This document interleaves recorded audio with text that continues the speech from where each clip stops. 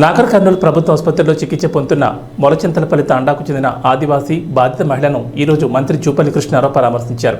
ఇటువంటి ఘటన బాధాకరమన్నారు. ప్రభుత్వం అన్ని విధాలుగా అండగా ఉంటుందని, ఆందోళన చెందాల్సిన అవసరం లేదని ఆ కుటుంబానికి భరోసా ఇచ్చారు. బాధిత మహిళ ఆరోగ్య పరిస్థితిని వైద్యులను అడిగి తెలుసుకున్నారు. అనంతరం మంత్రి మీడియాతో మాట్లాడుతూ చెంచు మహిళపై జరిగిన దాష్టికాన్ని హేయమైన ఆటవిక చర్యగా, నలుగురు వ్యక్తులు బాధిత మహిళపై పాశవికంగా దాడి చేసి అమానవీయంగా ప్రవర్తించారని పేర్కొన్నారు. నిందితులకు కఠినమైన శిక్ష పడేలా చర్యలు తీసుకుంటామని తెలిపారు. ఈ పాశవిక ఘటన జరిగిన వెంటనే జిల్లా ఎస్పీతో పాటు ఇతర పోలీసు అధికారులకు ఫోన్ చేసి నిందితులను అరెస్ట్ చేసి కఠిన చర్యలు తీసుకోవాలని ఆదేశించినట్లు వివరించారు.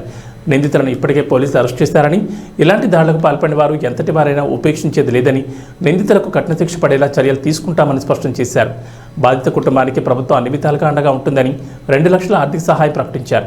వారి 3 ఆడపిల్లలకు రెసిడెన్షియల్ స్కూల్లో విద్యను అందిస్తామని చెప్పారు.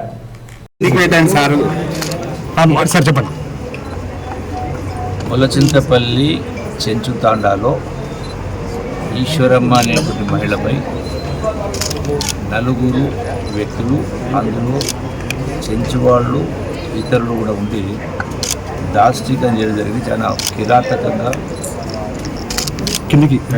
భయంకరమైనటువంటి అంటే ఆటవిక దశలో జరిగినట్టుగా దుర్మార్గంగా ప్రవర్తించారు. ఆ రోజున నా దృష్టికి రాగానే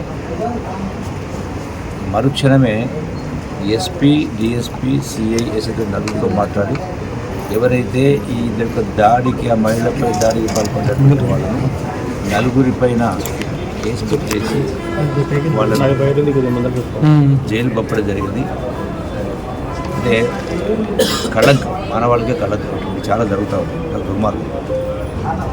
వాళ్లకు 100% శిక్ష పడేటువంటి కార్యక్రమం జరుగుతుంది. రెండవది,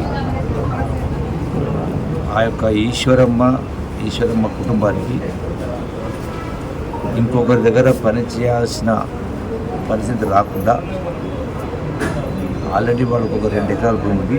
దానికి తోడుగా ఇంకొంత ప్రభుత్వం తరఫున ప్రభుత్వ భూమిని వాళ్ళకు ఇచ్చే కార్యక్రమం చేసి ప్రభుత్వం తరఫున 2 లక్షల రూపాయలు ఆర్థిక సహకారం చెల్లించే కార్యక్రమం చేసి వాళ్ళ పిల్లలు 3 ఆడపిల్లలు, ఆ 3 పిల్లలు కూడా